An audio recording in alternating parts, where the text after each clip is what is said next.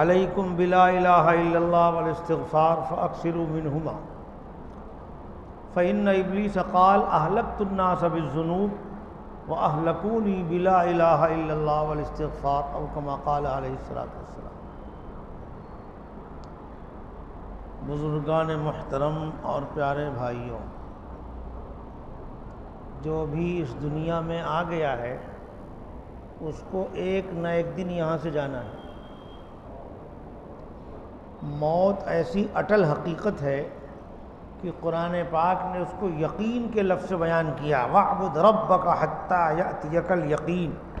یہ قرآن پاک کی آیت ہے۔ اللہ پاک فرما رہے ہیں اپنے پروردگار کی عبادت کرتے رہیے یہاں تک کہ آپ کو یقین آ جائے۔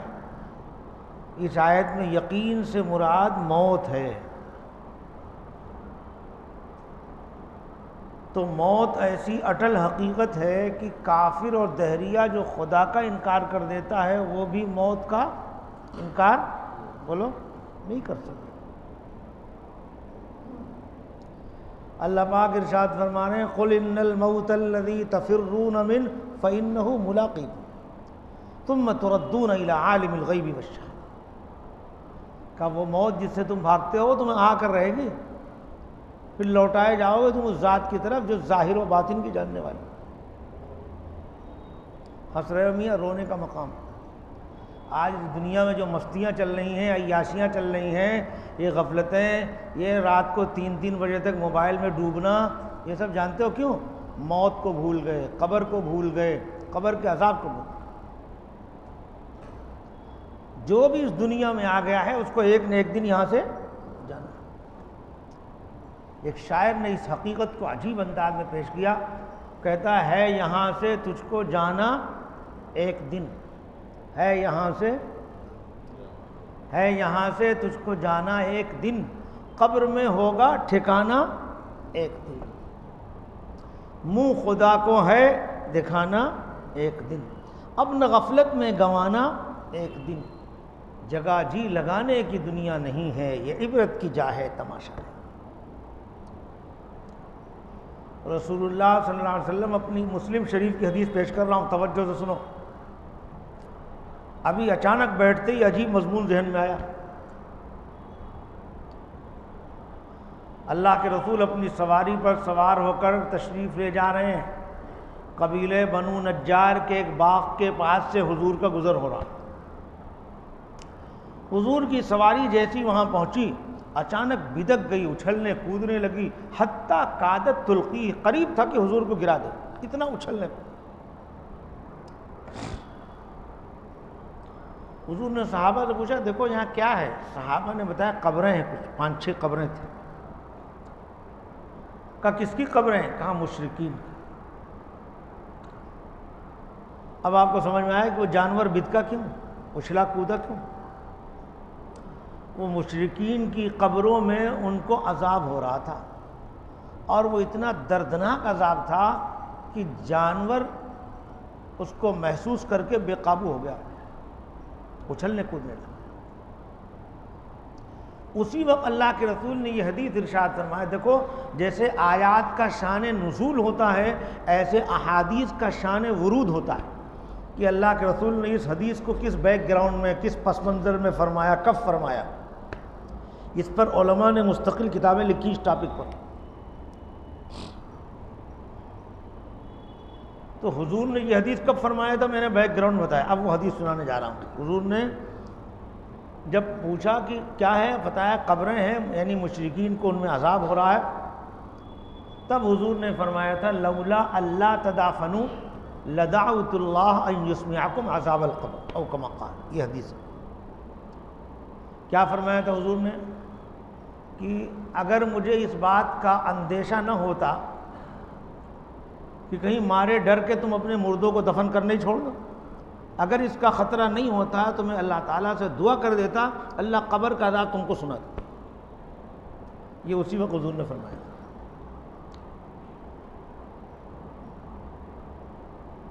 آج ہماری جو مستیاں غفلتیں نہیں چھوٹ رہی ہیں اس کی وجہ یہ ہے کہ مرنے کو بھول گئے، قبر کے عذاب کو بھول گئے۔ ابن ابی دنیا بہت بڑے محدث ہیں، وہ نقل کرتے ہیں کہ جو زنا کرتا ہے، چوری کرتا ہے، شراب پیتا ہے، اس کی سزا میں اس کی قبر میں 2 بڑے بڑے اژدہے اور سانپ بولو مسلط کر دی جاتے ہیں، جو برابر اس کو ڈستے رہتے ہیں، کاٹتے رہتے ہیں، ڈستے رہتے ہیں۔ اور اگر کسی کا خاتمہ خدا نہ خواستہ کفر پر ہو گیا، ایمان سے محروم ہو کر دنیا سے گیا ہے، تو حدیث پاک میں آتا ہے 99 تنین کے الفاظ حدیث کا 99 ایسے سانپ اس پر مسلط کیے جاتے ہیں، وہ اتنے زہریلے، اتنے خطرناک ہوتے ہیں کہ ان میں کا کوئی ایک سانپ اگر زمین پر خالی ایسا پھنکار مار دے تو اس کے زہریلے جراثیم کی وجہ سے زمین پر ہریالی اور گھاس اگنا بند ہو جاتا ہے۔ اتنے زہریلے کتنے سانپ مسلط کیے جاتے ہیں بولو؟ 99۔ کس پر بولو؟ کس پر؟ کفار پر۔ اب آپ یہ کوشچن کرو کہ صاحب یہ عذاب تو کفار کے لیے، آپ ہم لوگ مسلمانوں کے سامنے کائے کو پیش کر رہے ہیں؟ یہ سوال کرو تو میں جواب دوں۔ ہاں، بات یہ ہے کہ بہت سے گناہ ایسے ہیں جو آدمی کو کھینچ کے آہستہ آہستہ کفر کی طرف لے جاتے ہیں۔ فضائل اعمال کھولو، حضرت شیخ لکھتے ہیں کہ بھائیو کثرت سے یہ کلمہ لا الہ، بولو لا الہ الا اللہ محمد الرسول اللہ، حضرت کہہ رہے ہیں یہ کلمہ کثرت سے پڑھتے رہا کرو اور اسی کلمے پر موت کی اللہ سے دعا مانگتے رہا کرو، یہ حضرت فرماتے ہیں۔ آگے کیوں آگے یہ فرما رہے ہیں؟ اس لیے کہ بہت سے لوگ آج ایسے ہیں جنہیں لوگ مسلمان سمجھتے ہیں لیکن کل قیامت میں وہ کافر شمار کیے جائیں۔ مسلمان گھر میں پیدا ہوئے، لوگ مسلمان سمجھتے رہے، مگر نعوذ باللہ ان کا خاتمہ کس پر ہوا؟ کفر پر ہوا۔ اب یہ مین پوائنٹ کی بات سمجھنے کی کوشش کرو کہ خاتمہ کفر پر کیوں ہوا، اور وہ بیماری ہمارے اندر ہے یا نہیں، اور ہے تو اس کو دور کرنا، پھر کیسے دور کرنا وہ طریقہ پوچھو وہ بھی بتا دیں۔ بس اس وقت اتنی بات عرض کرنا ہے۔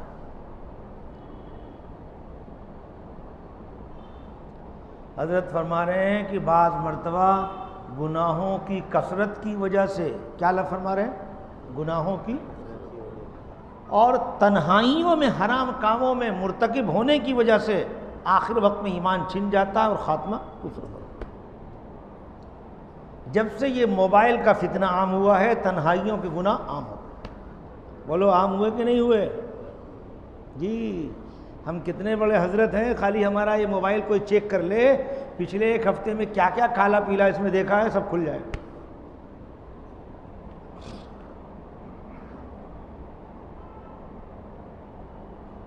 حضرت ثوبان رضی اللہ تعالیٰ عنہ کی روایت ہے کہ قیامت کے دن ایسے کچھ لوگ اللہ کے دربار میں پیش کیے جائیں گے جن کے پاس تہامہ پہاڑ کے برابر نیکیاں لے کر آئیں گے، لیکن حکم ہوگا فَيُؤْمَرُ بِهِمْ إِلَى النَّارِ، لے جاؤ انہیں جہنم۔ اب صحابہ پوچھنے لگے اکانوا مصلین یا رسول اللہ، کیا وہ نمازی بھی تھے؟ کہاں نمازی تھے، تمہارے بھائی تھے، رات کی نمازیں بھی پڑھتے تھے۔ پھر کیا بات تھی؟ اتنی بڑی بڑی نیکیاں، تہامہ پہاڑ کے برابر میں نیکیاں لے کر آئے ہیں اور نمازی بھی ہیں، اور ان کے لیے جہنم کا فیصلہ ہو رہا، جہنم کا حکم ہو رہا، یہ کیا بات ہے؟ اب وہ مین پوائنٹ سمجھنے کی کوشش کرو کہ بہت ساری نیکیوں کے باوجود کس عمل کی وجہ سے جہنم کا فیصلہ ہو رہا ہے۔ حدیث کے الفاظ سنو، وَلَكِنَّهُمْ أَقْوَامٌ إِذَا خَلَوْا بِمَحَارِمِ اللَّهِ انتهكوها أو كما قال۔ کہا نماز تو پڑھتے تھے، بہت ساری نیکیاں تھیں ان کے بعد، لیکن جب تنہائی میں کہیں حرام کا موقع پاتے تھے تو وہاں اللہ سے ڈرتے نہیں تو اس حرام میں مبتلا۔ اللہ ہم سب کی حفاظت کرے۔ آج یہ تنہائی کا گناہ عام ہوتا جا رہا ہے، اس کی وجہ سے خطرہ یہ ہے کہیں خاتمہ خدا نخواستہ کفر پر ہو۔ اور میرے بھائی اگر کسی کا خاتمہ کفر پر ہو گیا تو یہ تو میں نے قبر کا ایک سیمپل دکھایا، کیا کہ 99 ایسے اژدہے مسلط کیے جاتے ہیں۔ پھر آگے جہنم کا کیا حال ہوگا بولو؟ حضرت نعمان بن بشیر رضی اللہ تعالیٰ راوی حدیث ہیں، بخاری کی روایت پیش کر رہا ہوں، کہتے ہیں میں نے رسول اللہ صلی اللہ علیہ وسلم کو ارشاد فرماتے سنا ان اہون اہل النار عذابا یوم القیامہ لرجل توزع فی اخمص قدمیہ جمرۃ یغلی منہا دماغ. کہ جہنم میں سب سے ہلکا عذاب جس شخص کو دیا جائے گا اس کی شکل یہ ہوگی کہ اس کے تلوے کے نیچے چھوٹی سی ایک آگ کی صرف چنگاری رکھی جائے. کہاں رکھی جائے گی؟ تلوے کے نیچے، اور وہ بھی چھوٹی سی معمولی سی چنگاری.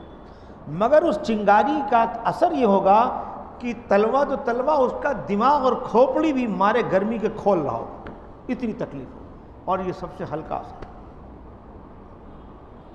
آج ہماری جو مستیاں اور عیاشیاں بڑھتی جا رہی ہیں اس کی ایک وجہ یہ ہے کہ جہنم کا تذکرہ کرنا چھوڑ دیا، جہنم کا عذاب اور اس کا نقشہ کھینچنا چھوڑ دیا.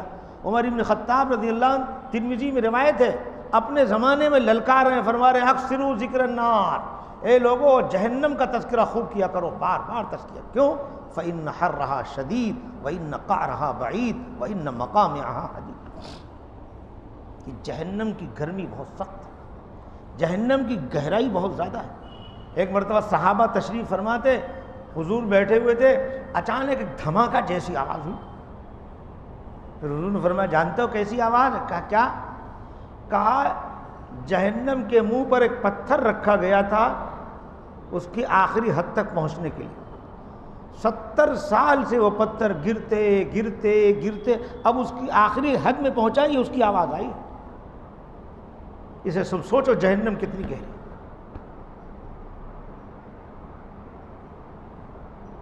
میں نے آیت پڑھی وَأَمَّا مَنْ خَافَ مَقَامَ رَبِّهِ، جو بھی اللہ کے سامنے کھڑا ہونے سے ڈرا، وَنَهَى النَّفْسَ عَنِ الْهَوَىٰ، اور اپنے نفس کی حرام خواہشوں سے اپنے کو روک لیا، پھر تو جنت اس کی پکی.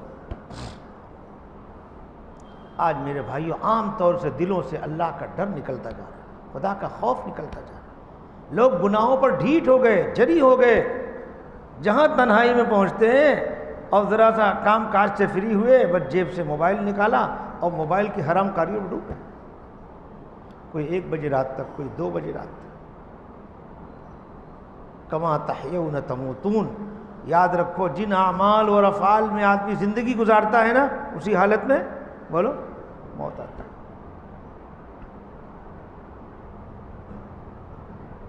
ڈاکٹر نور صاحب ہیں، انہوں نے ایک رسالہ لکھا ہے، اس کا نام ہے موت کے عبرت انگیز واقعات.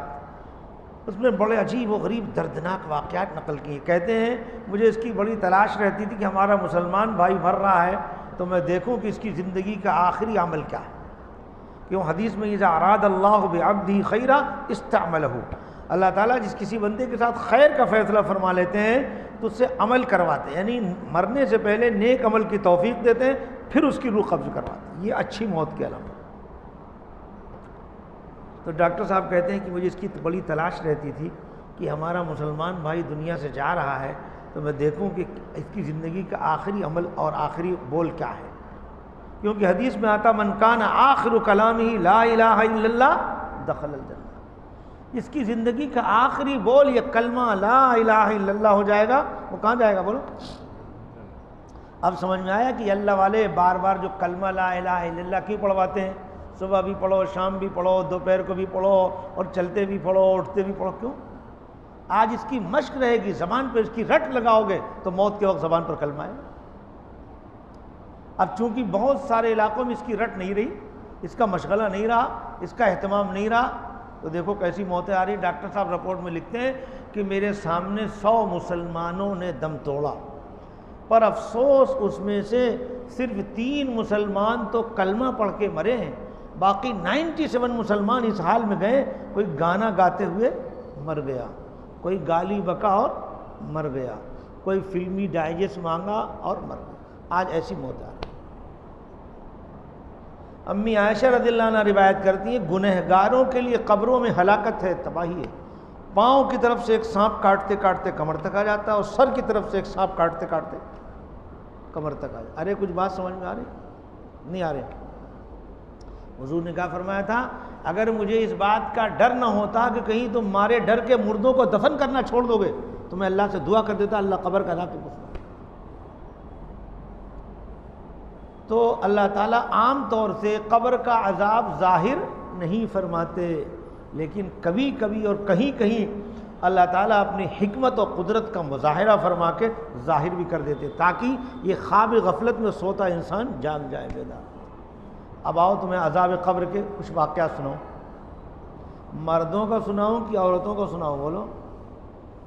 ایک جوان بچی کا انتقال ہو گیا، انتقال کے بعد لوگوں نے اس کو جنازہ پڑھ کر جیسی قبر میں ڈالنے کا ارادہ کیا تو یہ عجیب و غریب منظر دیکھ کر حیران رہ گئے کہ اس کے قبر میں اترنے سے پہلے ایک سانپ ہے وہ آ کے قبر میں بیٹھا ہوا۔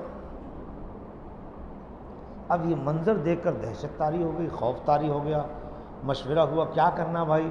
لوگوں نے کہا بھائی اپنی بچی کو اپنے ہاتھوں سانپ کے منہ میں کیسے دے دیں؟ کہا چلو دوسری قبر کھودیں۔ بڑی محنتوں کے بعد دوسری قبر کھود کر تیار ہوئی، جب اس میں ڈالنے کا ارادہ کیا تو دیکھا تو سانپ وہاں بھی آ گیا۔ اب اور پریشانی پڑی، پھر مشورہ ہوا کیا کرنا، کہا چلو بھائی اور تھوڑی محنت کریں گے، تیسری قبر کھودیں۔ جب تیسری قبر کھود کر تیار ہوئی تو یہ دیکھ کر حیران رہ گئے کہ پہلی دونوں قبروں سے زیادہ سانپ اس میں آ گئے۔ اب لوگ سمجھ گئے تو آسمانی سلطانی عذاب ہے، اب اس سے ہم نہیں بچا سکتے۔ لوگوں نے کہا ڈالو، یہ جانے اس کا عمل جانے، کہاں تک ہم قبریں کھودتے پھریں۔ ڈال دیا اسے، آگے اس کا کیا حال ہوا ہوگا۔ یہ ڈراؤنا منظر دیکھ کر چونکہ دہشت طاری ہو چکی تھی، لوگ دور سے مٹی پھینک پھینک کے گھروں کو واپس گئے۔ جب محلے میں پہنچے تو اس کی ماں زندہ تھی، جوان بچی کی ماں زندہ۔ اس سے پوچھا تیری بیٹی کیا پاپ کرتی تھی، کیا گناہ کرتی تھی، کھلا ہوا قبر کا عذاب نظر آئے؟ توجہ سے سنو، اس کی ماں نے جو بتایا، کہا میری بیٹی نماز تو پڑھتی تھی، روزے تو رکھتی تھی، پر ایک بات اس کی زندگی میں یہ تھی کہ وہ ماڈرن اور فیشنیبل زندگی بہت پسند کرتی تھی۔ ہم اسے بہت سمجھاتے تھے، منع کرتے تھے، پر مان کر نہیں دیتی۔ اس کی ماں نے کیا اشارہ کیا کہ یہ قبر کا جو سانپ نظر آیا ہے یہ ماڈرن اور فیشنیبل کی وجہ سے۔ اب دیکھ لو آج مرد بھی ماڈرن اور فیشنیبل ہوتے جا رہے ہیں، عورتیں بھی ہوتی جا رہی ہیں، اور اس کی وجہ سے قبر کا۔ میرے بھائیو، صحابہ ایسے قصے سن کر دہل جاتے تھے، کانپ جاتے تھے۔ صحابہ تو بڑی بات ہے، ہمارے بزرگان دین نے ایسا معاشرہ بنایا تھا، خدا کا ڈر خوف ایسا عام کیا تھا، تم حیران ہو جاؤ گے۔ فضیل بن عیاض رحمۃ اللہ علیہ، یہ اولیاء کے سرتاج گزرے ہیں، ان کے ایک لڑکے تھے، ان کا نام تھا علی بن فضیل۔ کیا نام تھا؟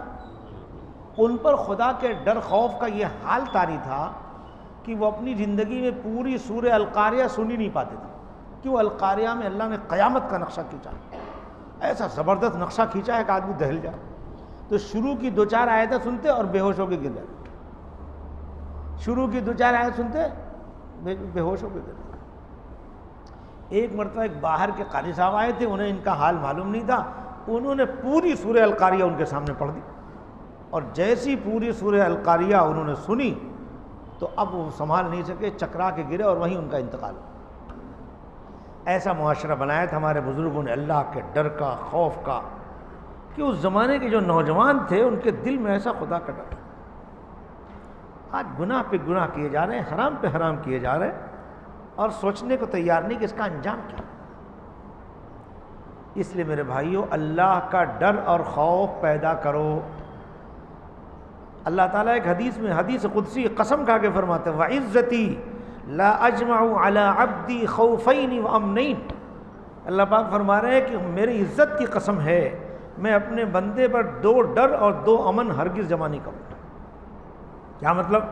جو میرا بندہ دنیا میں مجھ سے ڈر ڈر کے زندگی گزارے گا، میں قیامت کے عذاب سے اس کو بچا دوں، اور جو دنیا میں نڈر، مست، بے فکر، آوارہ ہو کر، گنہگار ہو کر زندگی گزارے گا اور بغیر توبہ کے مر گیا تو قیامت کے دن اللہ تعالیٰ اس کو عذاب میں مبتلا کرے۔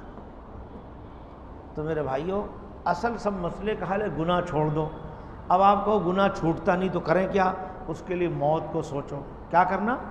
موت کو سوچو۔ سیدنا حضرت عثمان بن عفان رضی اللہ عنہ کا حال یہ تھا، انہ کان اذا وقف علی قبر بکا حتی یبل لحیتہ، یہ حدیث کے الفاظ، ترمذی شریف کی روایت۔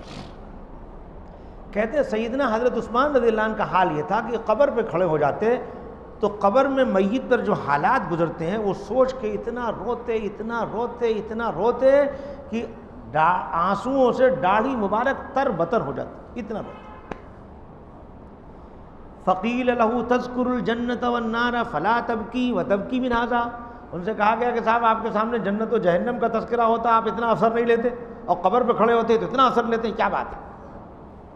اب اس کے جواب میں انہوں نے جو حدیث سنائی وہ سنا، انہوں نے کہا کہ میں نے اللہ کے رسول سے سنا ہے ان القبر اول منزل من منازل الاخرہ فإن نجا منہ فما بعدہ ایسر وإن لم ینج منہ فما بعدہ اشد۔ کہا میں نے یہ حدیث سنا کہ آخرت کی سب منزلوں میں سب سے پہلی منزل کیا بولو؟ قبر ہے۔ کہا حضور سے میں نے سنا ہے کہ اگر قبر کی منزل سے عافیت سے کوئی پار اتر گیا تو اگلی منزلیں اور آسان ہو جائے، اور خدا نخواستہ اس میں پھنس گیا تو اگلی منزلیں اس کے لیے اور مشکل ہو جائے۔ یہ سوچ کے خلیفہ راشد ہیں، حضور کے داماد ہیں، اتنی ساری ان کے لیے بشارتیں ہیں، مگر وہ رو رہے ہیں۔ آج گناہ کر کر کے ہمارے دل پتھر ہو گئے، ہم لوگوں کے عجیب عجیب واقعات نقل کرتے ہیں مگر ہمارا دل کو کچھ اثر نہیں کرتا۔ بہت سے نوجوانوں کو سمجھا رہے بھائی یہ موبائل کی مستیاں چھوڑ دو، یہ گانا باجا چھوڑ دو، نماز کی پابندی کرو، تو جانتے ہو کیا کہتے ہیں؟ حضرت ابھی جوانی ہے، دیوانی ہے، موج مستی مزہ کر لینے دو، جب بڈھے ہوں گے ہاسپٹل میں ایڈمٹ ہوں گے تو توبہ کر لیں۔ اب اس کا جواب دیتا ہوں، سنو۔ پہلے عام طور سے ایسا ہوتا تھا کہ لوگ مرنے سے پہلے مہینوں بیمار رہتے تھے، بستر پر پڑے رہتے تھے، اس میں انہیں احساس ہو جاتا تھا، توبہ بھی کر لیتے۔ لیکن اب قرب قیامت کا زمانہ چل رہا، اچانک والی موتیں بڑی تیزی سے آ رہی۔ ابھی پچھلے مہینے کا واقعہ سنو، میں اننتا پور، آندھرا میں ایک جگہ ہے اننتا پور، وہاں گیا تھا، تو ایک صاحب کار لے کے آئے مجھے کہیں لے جانے کے لیے، تو وہ جو کار لے کے آئے وہ خود سنانے لگے، کہنے لگے ہمارے پڑوس میں ایک حادثہ ہو گیا۔ بھائی کیا حادثہ ہوا؟ بولے ہمارے پڑوس میں ایک دولہے میاں کا نکاح طے تھا، 28 مئی کو نکاح ہونے والا، کتنی تاریخ کو؟ اور 20 مئی کو وہ کار میں بیٹھ کے گھر والوں کے ساتھ شادی کی شاپنگ کرنے کے لیے بڑے حوصلے کے ساتھ حیدرآباد گئے، اور وہاں سے بڑی لمبی چوڑی شاپنگ کر کے واپس آ رہے تھے گھر کو۔ راستے میں ایک ٹرک والے سے ایسی ٹکر ہوئی کہ کار میں 7 آدمی تھے، اس میں سے 6 آدمی وہیں کی وہیں مر گئے، خالی ایک آدمی بچا، اور جو مرے اس مرنے والوں میں دولہے میاں بھی تھے جن کا 28 کو نکاح تھا اور 20 تاریخ کو وہ چلے گئے سفر آخر۔ ارے کچھ بات سمجھ میں آئی؟ شادی سے پہلے بھی تو موت آتی ہے اور جوانی میں بھی موت آتی ہے۔ بمبئی کا قصہ سنو، ایک صاحب نے بتایا کہ ایک نوجوان کا نکاح ہوا 10 تاریخ کو، کتنی تاریخ کو ہوا بولو؟ اور 11 کو ولیمہ ہوا۔ اچھا اس نے اپنے خاندان والوں سے لڑ جھگڑ کے شادی کیا تھا، کس سے؟ ڈاکٹرنی سے۔ کس سے کہتے ہیں؟ کوئی ڈاکٹر یا ڈاکٹرنی کسی کو موت سے بچا سکتی؟ اس نے لڑ جھگڑ کے ڈاکٹرنی سے شادی کیا تھا۔ 10 کو نکاح ہوا، 11 کا ولیمہ ہوا، اسی مہینے کی 27 تاریخ ہے، وہ اوپر سے نیچے اتر رہا تھا، اچانک اس کے سینے میں درد ہوا، خطرناک، حالانکہ دیکھنے میں اچھا خاصا ہٹا کٹا تندرست آدمی، مگر جو خطرناک درد ہوا لوگ گھبرا گئے اور جلدی سے اس کو اٹھا کے لے گئے ہاسپٹل میں۔ کہاں لے گئے؟ جہاں اس کی بیوی ڈیوٹی کر رہی تھی۔ بیوی نے شوہر کی حالت کو سیریس دیکھا تو ICU میں ایڈمٹ کرا دیا۔ تھوڑی دیر کے بعد اسی شوہر نے اپنی بیوی کے سامنے دم توڑ دیا اور 1 مہینہ بھی اپنی بیوی کے ساتھ بولو نہیں رہ سکا۔ یہ ہے زندگی کی کہانی۔ لہذا عقل مند کون بولو، ہوشیار کون؟ حضور سے پوچھا گیا من اکیس الناس من احزم الناس، یا رسول اللہ یہ بتائیے سب سے زیادہ عقل مند، ہوشیار، سمجھدار، دور اندیش کون ہے؟ حضور نے فرمایا اکثرہم ذکرا للموت و اکثرہم استعدادا للموت۔ سب سے ہوشیار کون ہے؟ جو 4 ویلر رکھے، بڑا والا موبائل رکھے، ہنڈا سے چلے؟ نہیں، سب سے زیادہ ہوشیار وہ ہے جو بار بار موت کو یاد رکھے اور اس کی تیاری میں لگا۔ بعض اولیاء اللہ اس لیے کہ بار بار موت یاد آئے، قبر یاد آئے، اپنے ہاتھ سے اپنی زندگی میں قبر کو کھودا تھا انہوں نے، اور جا کے اس قبر میں گھنٹوں بیٹھتے تھے، پھر اپنے نفس کو ملامت کرتے، دیکھ ابھی ٹائم ہے، توبہ کر لے، جلدی توبہ کر لے، اسی قبر میں آنا ہے اور اکیلے آنا ہے اور صرف تیرے نیک اعمال تیرا ساتھ دیں گے۔ پھر گھبرا کے جلدی سے نکلتے اور پھر عبادت میں لگ جاتے۔ حضرت رابعہ بصریہ رحمۃ اللہ علیہ کے حالات میں لکھا ہے کہ وہ نماز سے پہلے اپنے کفن کو سامنے رکھتی اور پھر نیت باندھتی، تاکہ نفس کی مستی ٹوٹے، نماز میں ادھر ادھر خیال نہ جائے، یہ سوچیں کہ ہو سکتا ہے یہ ہماری زندگی کی آخری نماز۔ آج وہ آئے تھے مسجد خضر کے امام صاحب ملنے کے لیے، کہنے لگے مجھے کوئی نصیحت کی، نصیحت بار بار کہنے لگے، تو میں نے کہا اچھا سن لو ایک حدیث نصیحت میں۔ حضور کے بعد ایک صحابی آئے، یہی حدیث میں نے ان کو سنایا نصیحت میں، وہ آپ کو سنا رہا ہوں۔ ایک صحابی آئے، کہنے لگے یا رسول اللہ اذنی واوجز، یا رسول اللہ ہم کو واعظ کیجئے، نصیحت کیجئے مگر مختصر۔ تو حضور نے 3 جملے کی نہایت مختصر مگر جامع نصیحت فرمائی، وہ ایسی جامع ہے کہ خالی امت اسی پر عمل کر لے تو سب اصلاح ہو جائے۔ اس میں سب سے پہلی نصیحت حضور نے فرمائی اذا قمت فی صلاتک فصل صلاۃ مودع، کہ جب نماز پڑھنے کھڑے ہو تو یہ خیال کر کے نماز پڑھو کہ ہم اپنی زندگی کی آخری نماز پڑھیں۔ آپ قسم کھا کے کہہ سکتے ہیں کہ اس نماز کے بعد دوسری نماز تک آپ زندہ رہیں گے؟ کوئی قسم کھا کے کہہ سکتا ہے؟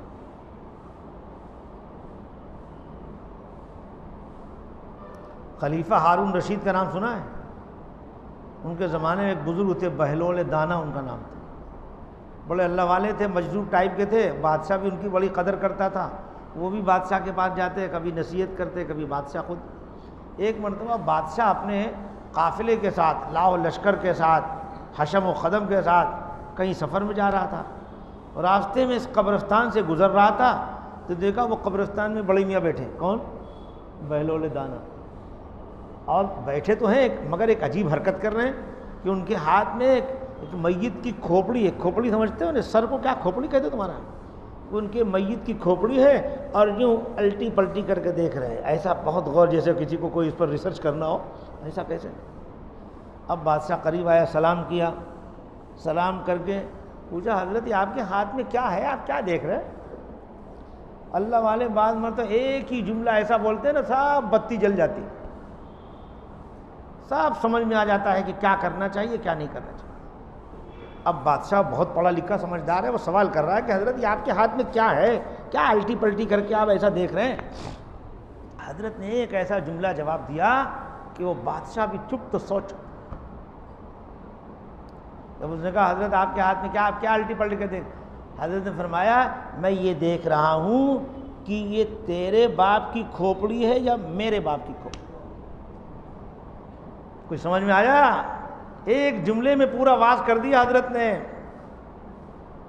ایک صحابی نے میری انگوٹھی بنوائی تھی، اس پر یہی مضمون لکھوایا تھا کفا بالموت واعظا، تمہیں واز کرنے کے لیے، نصیحت کرنے کے لیے بس موت کافی۔ ایک آدمی گھنٹوں واز سنے اور ایک آدمی تھوڑی دیر خالی موت کو سوچے، مرنا ہے، قبر میں جانا ہے اور اکیلے جانا ہے، تو موت کو بار بار سوچنے سے پتھر دل بھی نرم ہو جاتا ہے، پھر وہ مرنے کے لیے تیار ہو جاتا ہے۔ جب مرنے کے لیے تیار ہو جاتا ہے تو نیک کام بھی کرے گا۔ اسی لیے رسول اللہ صلی اللہ علیہ وسلم غفلت کو دور کرنے کے لیے بار بار موت کو یاد دلاتے تھے۔ ایک مرتبہ حضور مسجد میں تشریف لائے اور صحابہ کو دیکھا کہ کھلکھلا کے ہنس رہے ہیں، تو کھلکھلا کے ہنسنا کوئی حرام ناجائز تھوڑی، مگر ہاں کھلکھلا کر وہ ہنستا ہے جو بظاہر غفلت کی زندگی گزارتا ہے۔ حضور نے اپنے صحابہ کو اتنی غفلت بھی گوارا نہیں کیا۔ اسی وقت یہ حدیث ارشاد فرمایا اکثروا ذکر حازم اللذات یعنی الموت۔ حضور نے فرمایا لذتوں کو ختم کر دینے والی چیز موت کو کثرت سے یاد کرو۔ پھر یہ فرمایا کہ اگر تم لوگ موت کو کثرت سے یاد کرتے تو میں یہ منظر نہیں دیکھتا۔ کیا منظر حضور نے دیکھا تھا؟ خالی کھلکھلا کے ہنستے دیکھا تھا۔ آج امت کی غفلت کا حال کیا جاتے کو، ابھی رات کو جیسے 10-11 بجے گا تو بہت سے نوجوان لوگ یوں ہنڈا لیں گے پاگل کی طرح، یہ چنڈو خانوں پہ کھڑے ہیں، وہاں چوراہے پہ کھڑے ہیں، یہاں گپا کر رہے ہیں، وہاں گپا کر رہے ہیں۔ ارے تم دنیا میں آئے مرنے کے لیے آئے ہو، تمہارا روزانہ ہر دن ایک ایک دن گھٹ رہا ہے، عمر کم ہو رہی ہے، تم روزانہ قبر سے قریب ہو رہے ہو اور تمہاری غفلت کا حال ہے۔ اولیاء اللہ کا حال کیا تھا؟ حضرت سری سقطی رحمۃ اللہ علیہ جانتے کون ہیں؟ یہ سری سقطی حضرت جنید بغدادی کے پیر ہیں۔ ان کے فکر آخرت کا حال یہ تھا کہ 78 سال ان کے ایسے گزرے کسی نے ان کو بستر پر لیٹے نہیں دیکھا، جب دیکھا عبادت تلاوت عبادت۔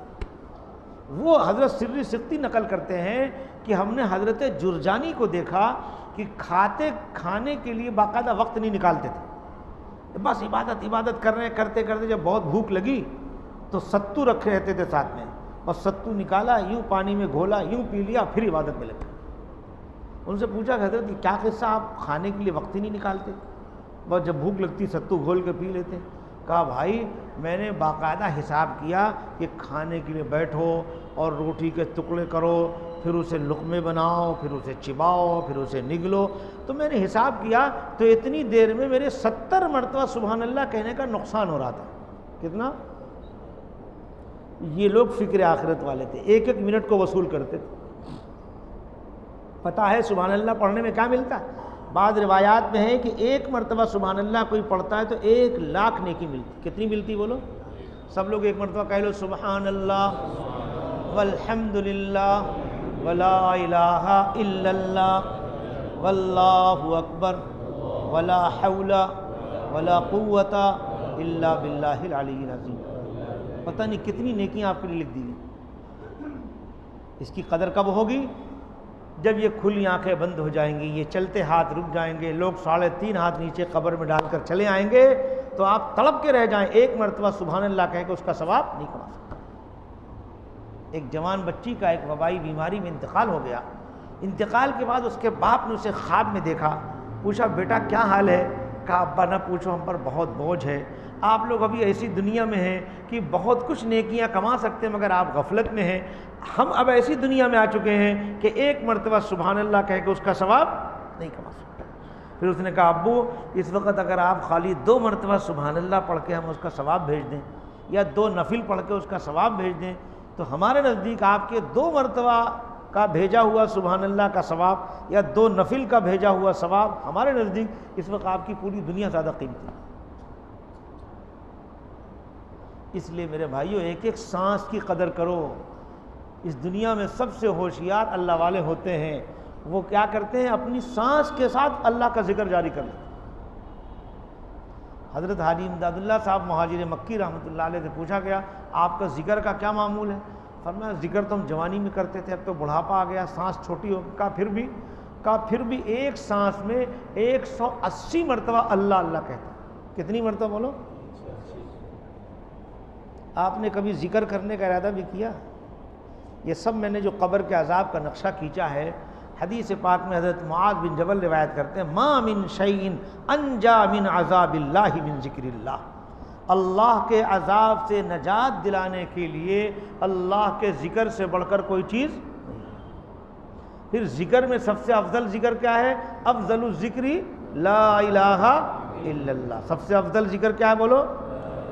ایک حدیث میں حضور فرماتے ہیں لیس علی اہل لا الہ الا اللہ وحشہ، جو لا الہ الا اللہ والا بن گیا اس پر موت کے وقت بھی گھبراہٹ نہیں ہوگی، قبر میں بھی گھبراہٹ نہیں ہوگی، اور قبر سے اٹھتے وقت بھی گھبراہٹ نہیں ہوگی۔ بولو لا الہ الا اللہ والے بنو گے؟ یہ بولتے رہے ہو بننے کے لیے، پر پوچھتے نہیں کہ کیا کام کر کے آدمی لا الہ الا اللہ والا بنتا۔ کوئی لا الہ الا اللہ والا بنے گا تو کیا کام کرے گا؟ وہ کیسے کرے گا؟ کیسے لا الہ الا اللہ والے میں اس کی انٹری ہو؟ بتا دوں کرو گے؟ 2 کام کر لو لا الہ الا اللہ والے بن جاؤ۔ ایک تو سچے دل سے اس کلمے کا اقرار کرو، سچے دل سے، اور اس کلمے کو کثرت سے زبان سے ادا کرو، اور دوسرے اس کلمے کے تقاضے پر عمل۔ کلمے کے تقاضے پر عمل کیا ہے؟ ہر قسم کے گناہ سے اپنے کو بچانا، بس ہر قسم کے گناہ سے اپنے کو بچا لو، اور کثرت سے زبان سے اس کلمے کی تکرار کرو۔ ہمارے بعض بزرگوں پر اس کلمے کی جب عظمت کھلی ہے تو کتنا تکرار کیا معلوم ہے؟ ایک دن میں 70,000 مرتبہ پڑھا ہے۔ کتنا؟ جی ہمارے جو اکابرین تھے ہم ان کا نام تو لیتے ہیں پر اتباع نہیں کرتے۔ ہمارے دارالعلوم دیوبند کے محتمم تھے حضرت قاری طیب صاحب رحمۃ اللہ۔ دیکھو ہمارے بزرگوں نے کیسا معاشرہ بنایا تھا، ذکر کی کیسی عظمت بٹھائی تھی کہ مرد تو مرد عورتیں تک ذکر کرتی تھی۔ کتنا ذکر؟ وہ قصہ سنو۔ ارے کچھ ارادہ کر رہے ہو ذکر کرو گے؟ ذکر کرا کے دعا کر رہا ہوں۔ نہیں وہ تو ہم نے سوچا پہلے ہی، ہم سوچا اسی لیے ذکر پہ لے کے آ رہے ہیں۔ ہاں آخر میں تشکیل کرتے ہیں، کیسے لے کے آتے ہیں، پھر کہتے ہیں بھائی جب تک نکلو گے نہیں تو یہ سب عمل نہیں آسان نہیں ہوگا۔ تو میں تو اسی پہ آ رہا ہوں، آپ کو ابھی ذکر میرے ساتھ ذکر کرنا پڑے گا، کرو گے؟ ہاں میں پریکٹیکل آپ کو ایک ذکر سکھاؤں گا، وہ آپ سیکھ لیجئے، پھر اپنے گھر میں جائیے اور گھر والوں کے ساتھ کیجئے۔ اس سے کیا ہوگا؟ آپس کی محبتیں پیدا۔ آج گناہ کر کر کے دل سخت ہو گئے، آپس میں عداوت، نفاق، جھگڑا، مارا ماری، کتنا معلوم ہے؟ ایک مہاراشٹر کے ایک علاقے میں گیا تو مجھے خبر دیا کہ یہاں پر حادثہ ہو۔ کیا حادثہ ہوا؟ بولے ایک باپ بیٹے میں ایک بات میں تکرار ہو گیا، اس تکرار میں بیٹے نے بے قابو ہو کر اپنے باپ کو جان سے مار دیا. باپ تو مر گیا اور بیٹے کو اٹھا کے جیل میں لگ چکا. آج گناہ کر کر کے دل ایسے پتھر ہو رہا ہے. چک منگلور میں ہمارے ایک مفتی صاحب ہیں, وہ گھر گھر جا کے ذکر کراتے ہیں اور پھر دعا کرتے ہیں, بیان کرتے ہیں. تو ایک گھر میں ذکر کرانے کے لیے گئے تو وہاں کی کارگزاری سنا رہے تھے. کہا اس گھر میں ہم گئے تو پتہ چلا اس گھر میں ساس بہو میں 7 سال سے بات چیت بند ہے. کتنے دن سے بولو؟ ہاں, یہ ساس بہو کا جھگڑا تو سردی بخار کی طرح عام ہوتا جا رہا ہے. جس گھر کو دیکھو عام طور سے, کیوں کون سا گھر ہے جس میں بڑا والا موبائل نہیں, اور بڑا والا موبائل رہنے کے بعد کتنے لوگ ہیں جو اس کی لعنت سے بچے ہوئے ہیں. اکثر لوگ اس کے گناہ میں مبتلا ہیں. پھر اس گناہ کا اثر یہ ہوتا ہے کہ دلوں کی محبتیں ختم ہو جاتی ہیں, دل سخت ہو جاتے ہیں. ایک گھر میں رہتے ہوئے ایک دوسرے سے بات چیت کرنے ہوتے ہیں. اب اس کا حل کیا ہے؟ اس کا حل اللہ کا ذکر. بولو کرو گے؟ اب نقد کارگزاری سنو. وہ مفتی صاحب کہہ رہے تھے کہ صاحب اس گھر میں 7 سال سے ساس بہو میں بات چیت بند تھی. بس ہم نے ذکر کی مجلس قائم کی, ذکر کرایا اور دعا کرائی, بیان کیا. بولے ذکر کی صرف 2 مجلس اس گھر میں ہوئی ہے, اس کی برکت سے ان لوگوں کے دل ایسے نرم ہوئے کہ ان کی آنکھوں میں آنسو آ گئے. انہیں احساس ہو گیا کہ ہم یہ جو کر رہے ہیں غلط کر رہے ہیں. پھر انہوں نے بات چیت شروع کری اور نماز بھی پڑھنے لگے. تو میرے بھائیوں, آج گناہ کر کر کے امت تباہی و بربادی کے دہانے پر پہنچ چکی. حرام کاری, حرام کرتے. ایک علاقے میں گیا تو ایک مفتی صاحب نے کہا کہ یہاں تو ایک آدمی زنا کرتے کرتے مر ہی گیا. آج امت کی ایسی حالت ہو چکی. لہذا اس کی اصلاح کا نہایت آسان طریقہ ہے جو میں نے حدیث پڑھی, اپنی طرف سے نہیں کہہ رہا ہوں, اللہ کے رسول حدیث میں فرما رہے ہیں علیکم بلا الہ الا اللہ والاستغفار. یہ حدیث کے الفاظ. حضور فرما رہے ہیں کہ لا الہ الا اللہ اور استغفار, یہ 2 چیزیں اپنے اوپر لازم کرو.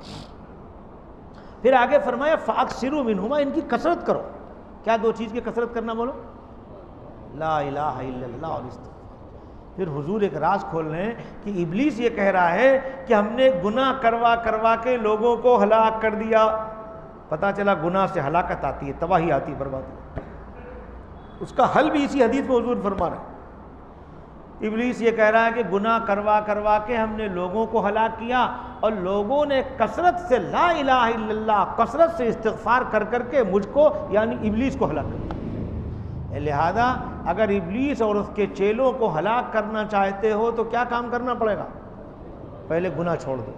اگر گناہ نہیں چھوڑ پاتے ہو تو یہ 2 عمل کرو. کیا؟ ایک تو لا الہ الا اللہ کی کثرت کرو, اور دوسرے کثرت سے استغفار کرو. لا الہ الا اللہ کی کثرت کرو گے تو اس کی برکت سے گناہ چھوڑنے کی ہمت, طاقت, قوت پیدا ہوگی. اب ذرا ہمت کرو گے تو گناہ چھوٹ جائے. اس کے بعد بھی خدا نخواستہ بشری تقاضے سے کوئی گناہ ہو گیا تو دوسرا نسخہ حضور نے جو بتایا استغفار کی کثرت کرو, اس کی برکت سے وہ گناہ بھی معاف ہو جائے. تو شیطان نے بڑی محنت کر کے, اڑے چالے کر کے اور بہکا پھسلا کے گناہ کروایا تھا, اور تم نے اول تو کلمہ کثرت سے پڑھا, اس کی برکت سے گناہ چھوٹ گئے. پھر کبھی کچھ گناہ ہو گیا, تم نے استغفار کر لیا تو وہ گناہ بھی معاف ہو گئے. تو اس کی برس کی سب محنت پر پانی پھر گیا, تو اس کی کمر ٹوٹ گئی, اس کے حوصلے پست ہو گئے. تو سارے مسائل کا حل کیا بتایا جا رہا ہے؟ اصل ہے گناہ چھوڑ دو. آپ کہیں گے صاحب آپ تو بہت دن کے بعد آئے, اب تو ہمیں گناہ کی لت پڑ گئی, چسکا لگ گیا, ہم گناہ چھوڑنا چاہتے نہیں چھوڑ پاتے. ہم جانتے ہیں موبائل میں لڑکی کا فوٹو دیکھنا حرام ہے, مگر پھر بھی ہم دیکھتے ہی رہتے. ہمیں لت پڑ گئی, چسکا پڑ گیا, اب ہم کیا کریں؟ اس کا حل بتا رہا ہوں کہ کثرت سے آپ پڑھیں. کیا؟ لا الہ پڑھو گے؟ کثرت کا مطلب ہی نہیں پوچھتے, پڑھو گے کیا؟ قاری طیب صاحب رحمۃ اللہ علیہ کی جو اہلیہ محترمہ تھی, ان کے معمولات لکھے ہیں کہ ان کے سرہانے ایک تسبیح لٹکی رہتی تھی جو 1000 دانوں کی ہوتی تھی, اور حضرت کے اہلیہ کا معمول تھا کہ روزانہ عشاء کے بعد اس تسبیح پر 1000 مرتبہ یہ کلمہ پڑھتی تھی, لا الہ الا اللہ, لا الہ الا اللہ. وہ تو عورت ذات ہو کے 1000 پڑھتی تھی, تو مرد ہو کے کتنا پڑھتے بولو؟ میرے بھائیو, یہ ذکر بہت بڑا خزانہ ہے, ہمارے بہت سارے مسائل کا حل ہے. اللہ کے رسول کے واسطے سے اللہ تعالیٰ نے ہمیں اور آپ کو دیا ہے, اس کی قدر کرو, اس سے فائدہ اٹھاؤ. آج ہمارا حال کیسا معلوم ہے؟ جیسے ایک آدمی ہے, بھکاری ہے, سب سے مانگتا پھر رہا ہے. ارے بھائی پیسے نہیں, کھانے کو دے دو, کپڑے پہننے کو پیسے نہیں, مکان کے لیے پیسے نہیں. ایک آدمی نے اس کے دونوں جیب کو چیک کیا تو اس کے دونوں جیب میں سونے کے بڑے بڑے ٹکڑے تھے, اور توجہ دلائی. کہا تو بلا وجہ لوگوں سے مانگتا پھر رہا, تجھے پتا ہے تیرے جیب میں کیا ہے؟ کیا ہے؟ کہا سونا ہے. کہا سونا کیا چیز ہوتی؟ کہا سونا تو ایسی بڑی دولت ہے جہاں چاہے تو کیش کرا لے، اتنے پیسے اتنے روپے مل جائیں گے کہ مکان بھی، دکان بھی، کھانا بھی، کپڑے سب آ جائیں۔ یہی حال ہے ہمارا، آج ہم پریشان پھر رہے، ہمارے پاس ذکر کا خزانہ اللہ کے رسول نے دیا ہے، مگر ہمیں اس کی عظمت کا اور اس کی قدر و قیمت کا اندازہ نہیں، کتنی بڑی چیز ہے۔ لہذا اس پر عمل کرو اور اس سے فائدہ اٹھاؤ، اس سے ٹینشن بھی دور ہوگا، ڈپریشن بھی دور ہوگا، بیماری بھی دور ہوگی، اور آپس کی محبتیں بھی پیدا ہوں گی، روزی کے دروازے بھی کھلیں۔ بولو کرو گے سب لوگ؟ نقد کارگزاری سناتا تو میں حیدرآباد کی، ایک نوجوان بچہ انجینئر تھا، وہ آیا میرے پاس 4-5 دن رہ کے جانے لگا۔ اس نے کہا حضرت میں جا رہا ہوں، کوئی نصیحت کر دیجیے۔ میں نے کہا جاؤ گھر والوں کے ساتھ روزانہ یہ ذکر میں نے جو سکھایا ہے گھر والوں کے ساتھ روز کرو۔ تم بھی کرو گے گھر والوں کے ساتھ؟ بولو۔ اس نے جا کے شروع کر دیا۔ پھر میں جب واپس حیدرآباد گیا تو بہت خوش ملنے آیا، کہا حضرت، کہا بولے جب سے ہم گھر میں ذکر کر رہے بڑا سکون مل رہا ہے۔ پھر اور انجینئر ہو گیا تھا، اچھی نوکری کی تلاش میں تھا، مل نہیں رہی تھی۔ یہ اللہ کا ذکر روزی کو بھی کھینچتا ہے، تم پابندی سے ذکر کر کے دیکھو روزی کے کیسے دروازے کھلتے ہیں۔ بولو کرو گے پابندی سے؟ اس نے ایک عجیب کارگزاری سنائی، کہا ہماری سگی خالہ تھی، ان کو نیند نہ آنے کی بیماری تھی، اور وہ رات کو 3 بجے تک ایسے ٹک ٹک دیکھتی رہتی تھی، ڈاکٹر کی گولیاں کھا کے تھک رہی تھی، نیند نہیں آ رہی۔ کہا جب سے ذکر شروع ہوا انہیں اتنا سکون مل رہا ہے کہ اب بغیر گولی کھائے نہیں رہے۔ بولے اب تو ذکر کرو گے آپ لوگ؟ اب ایمانداری سے بتاؤ روزانہ ذکر کے لیے کتنا وقت نکالو گے؟ آدھا گھنٹہ نکالو گے، 1 گھنٹہ نکالو گے، 20 منٹ؟ دیکھو مسجد میں قبلہ رو بیٹھے ہو، صحیح وعدہ کرنا، جو نبھا سکتے ہو وہی بات کرنا۔ ابھی تو میں آپ کو صرف 5 منٹ کا ذکر کرا دوں گا، لیکن میں آپ سے درخواست کر رہا ہوں کہ آپ روزانہ اپنے گھروں میں جا کے صرف 4 تسبیح کا ذکر کر لیں۔ کتنا؟ 4 تسبیح کا 100 مرتبہ کلمہ پڑھ لیں، لا الہ الا اللہ۔ کیوں 100 مرتبہ کہہ رہا ہوں؟ ایک حدیث میں ہے کہ جو آدمی صرف 100 مرتبہ کلمہ لا الہ الا اللہ پڑھنے کا معمول بنا لے گا، قیامت کے دن اس حال میں اٹھے گا کہ اس کا چہرہ 14ویں رات کے چاند کی طرح چمکا۔ اب بولو پڑھو گے کتنی مرتبہ؟ اچھا صبح پڑھو گے کہ شام پڑھو گے کہ دونوں ٹائم پڑھو گے؟ ہاں دونوں ٹائم پڑھو، صبح بھی اور شام بھی۔ تو 100 مرتبہ کلمہ لا الہ الا اللہ اس طرح پڑھنا ہے کہ 10 مرتبہ لا الہ الا اللہ ہو جائے تو 1 مرتبہ کہو محمد الرسول اللہ صلی اللہ علیہ وسلم۔ پھر اس کے بعد 100 مرتبہ تیسرا کلمہ کیا بولو؟ سبحان اللہ، ابھی پڑھایا تھا، والحمد للہ ولا الہ الا اللہ واللہ اکبر ولا حول ولا قوت الا باللہ العلی العظیم۔ اس میں ہر لفظ ایسا ہے کہ اس کی تشریح کی جائے تو کافی وقت ہو جائے۔ بہت اونچا کلمہ ہے جو اللہ کے رسول کے واسطے ہمیں تمہیں ملا۔ یہ 100 مرتبہ پڑھنا ہے، پڑھو گے؟ پھر اس کے بعد 100 مرتبہ درود شریف پڑھنا ہے، کون سا بھی درود شریف تم پڑھ سکتے ہو پڑھو۔ پھر آخر میں 100 مرتبہ پڑھنا ہے اللہم اغفر لی، بولو، وللمؤمنین والمؤمنات۔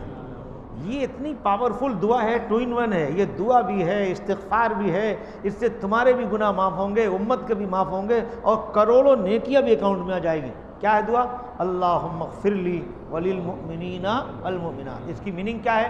اس کی میننگ یہ ہے اللہ ہمارے بھی گناہ معاف فرما دیجئے اور سب مسلمان۔ اس کی میننگ کا دھیان کر کے آپ پڑھو، اتنے فائدے میں کیا کیا اس کی برکتیں آپ کو سناؤ۔ 4 تسبیح کا آپ وعدہ کر لیجئے، پڑھیں گے سب لوگ؟ کیا 4 تسبیح بتایا؟ 100 مرتبہ کلمہ، 100 مرتبہ تیسرا کلمہ، 100 درود شریف، 100 استغفار۔ روزانہ اپنے گھر میں، چاہتے ہو تمہارے گھر میں اللہ کی خاص رحمت برکت آئے، آپس کی محبتیں پیدا ہوں اور بیماریاں اور بلائیں دور ہوں، ٹینشن دور ہو، روزی کے دروازے کھلیں، تو گھر میں ذکر کرو۔ کرو گے؟ کتنا؟ 4 تسبیح کا، صبح بھی کرنا اور شام بھی کرنا۔